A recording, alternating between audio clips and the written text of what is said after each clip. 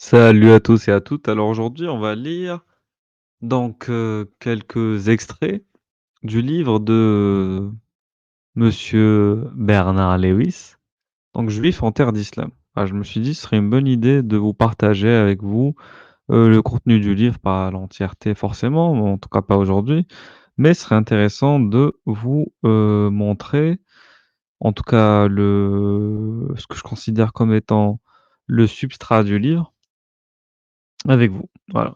Donc déjà, on va lire un peu l'avant-propos. À considérer l'histoire juive médiévale et moderne, il semble que les juifs de la diaspora ne peuvent s'épanouir, et peut-être même survivre de façon significative, que sous l'égide de l'une ou de l'autre des deux religions apparues à la suite du judaïsme, le christianisme et l'islam. Depuis la destruction de ces anciens centres jusqu'à la création de l'État d'Israël, la quasi-totalité de l'histoire juive s'est en effet déroulée soit en terre d'islam, soit en terre chrétienne. Certes, il a pu exister de petites communautés juives dans des contrées dominées par d'autres civilisations et d'autres religions comme l'Inde et la Chine, mais malgré le haut degré de tolérance dont elles jouissaient, aucune ne connut un véritable épanouissement. Elles ne participèrent que peu à la vie et à la culture de ces pays, ou même à celle du peuple juif dans son ensemble, et leur contribution est plus que modeste. D'ailleurs, en Inde, ce n'est qu'avec l'arrivée de l'islam que les quelques communautés juives qui étaient installées commencèrent à jouer un certain rôle et à recevoir un minimum d'attention. Partout où régnèrent l'hindouisme, le bouddhisme et autres religions d'Extrême-Orient, les juifs demeurèrent peu nombreux et peu actifs, n'attirant sur eux ni les persécutions, ni les faveurs, ni même une quelconque curiosité. Dans l'Inde hindouiste, comme en Chine, le judaïsme dépérit quand il qualifia de fossiles les Juifs et d'autres petits groupes de l'Antiquité ayant survécu jusqu'à nos jours. Arnold de Toynbee fut vivement critiqué. Comment peut-on, en effet, appliquer un tel terme à une réalité aussi vivante que le judaïsme du Moyen-Orient, d'Europe ou des Amériques? En revanche, l'expression ne saurait sans doute pas déplacer à propos des communautés juives isolées et assoupies de l'Asie du Sud-Est et de l'Extrême-Orient. Donc depuis le début du Moyen Âge, les grands centres de la vie juive ont toujours été situés en terre d'islam et en terre chrétienne. Tout se passe comme si ces deux religions possédaient certaines qualités favorables à l'essor du judaïsme, alors que l'hindouisme et le bouddhisme et les autres religions, auxquelles il faudrait peut-être ajouter aujourd'hui le communisme, en seraient dépourvus. La vie des Juifs sous la domination musulmane ou chrétienne ne fut pas toujours facile. Il leur arriva d'être méprisés, d'être haïs, d'être opprimés, massacrés. Mais ils ne passaient jamais inaperçus. Au regard du christianisme et de l'islam, et donc pour les chrétiens et les musulmans, les juifs et le judaïsme sont dotés d'une dimension universelle. On sait qui ils sont, ils occupent une place non négligeable dans les desseins divins et dans l'histoire de l'humanité. Pour le bien comme pour le mal, leur présence a un sens. Les chrétiens adoptèrent leur écriture sans aller aussi loin. Les musulmans admettent volontiers que la Bible recèle les vestiges corrompus d'une révélation authentique. Pour les uns comme pour les autres, la religion juive n'est ni étrangère ni absurde. C'est une foi de la même nature que la leur, mais plus ancienne et dépassée. Donc, si les Juifs étaient parfois châtiés parce qu'ils refusaient de se rallier à la version définitive du message divin, ils n'étaient jamais tenus pour négligeables ou même mis sur le même plan que les adeptes d'une secte mineure parmi beaucoup d'autres. Or, un croyant supporte mieux la persécution que l'indifférence. Car ça, c'est vraiment la thèse de Bernard Lewis. C'est que pour lui, Hem, les juifs, c'est vraiment ça va vraiment être son avis à lui. Moi, j'aimerais bien savoir ce qu'en pensent les juifs. En tout cas de ce qu'il dit. C'est que les juifs vont malgré vous imaginez l'oppression, le massacre, voilà, le rabaissement, l'humiliation, mieux aimer cette condition que juste, qu'on soit indifférent envers eux. Voilà, qu'on les laisse tranquilles, en fait, tout simplement. Ni qu'on cherche à les glorifier ou ouais, je ne sais quoi comme, type, de voilà, de réaction positive qu'ils pourraient avoir. par exemple être mis en avant ou voilà, ou ni l'inverse, tout simplement. Et là, en fait, apparemment, selon Lewis, non, l'indifférence, c'est pas bien pour eux, ils supporteraient pas. Eux, il faut qu'ils soient, persécutés. Là, ils s'en tireraient mieux quand ils sont persécutés. Moi, je suis pas du tout d'accord avec ça personnellement. Donc pour rendre possible, ce type de symbiose culturelle, voire d'interaction et d'influence mutuelle, qui a donné naissance à ce que l'on nomme la tradition judéo-chrétienne en Occident et à son équivalent dans le monde musulman, un certain nombre de conditions doivent être réunies.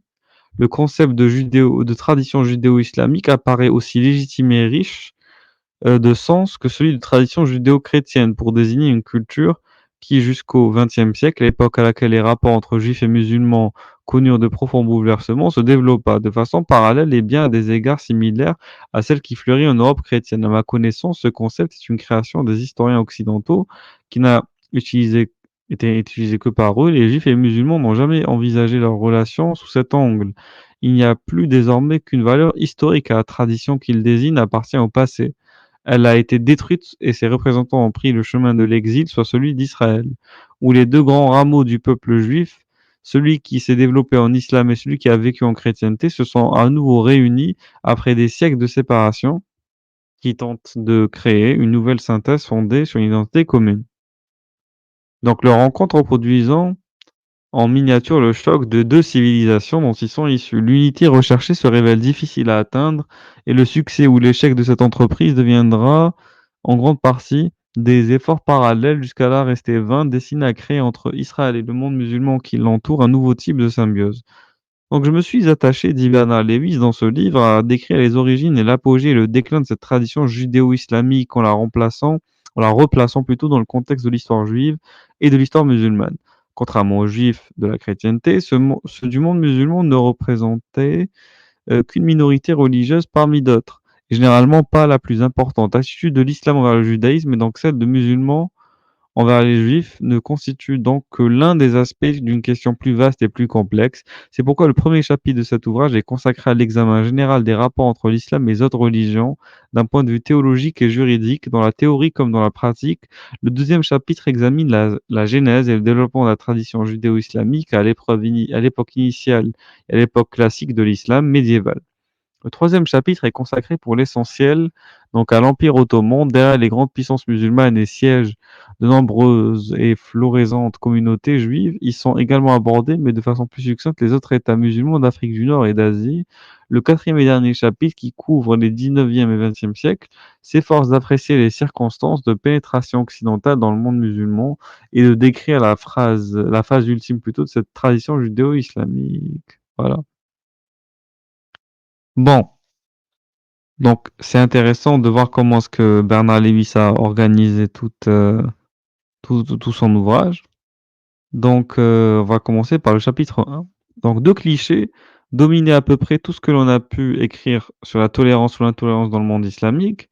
Le premier nous présente un cavalier arabe, fantastique, surgissant du désert, une épée à la main, le Coran dans l'autre, offrant à ses victimes le choix entre les 2. Cette vision rendue célèbre par Édouard Guiban dans son célèbre livre Histoire du déclin et de la chute de l'Empire romain, est non seulement fausse, mais impossible, à moins de supposer une race de guerriers tous gauchers. Selon l'observance musulmane, en effet, la main gauche est réservée aux fonctions impures, de sorte qu'aucun musulman digne de nom ne songerait alors aujourd'hui à l'utiliser pour brandir le Coran.